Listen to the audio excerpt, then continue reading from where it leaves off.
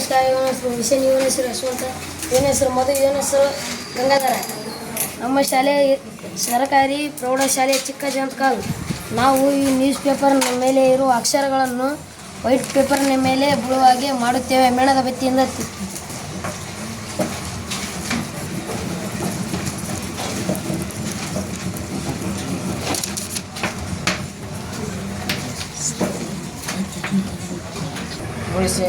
ಮೇಣದ ಬತ್ತಿ.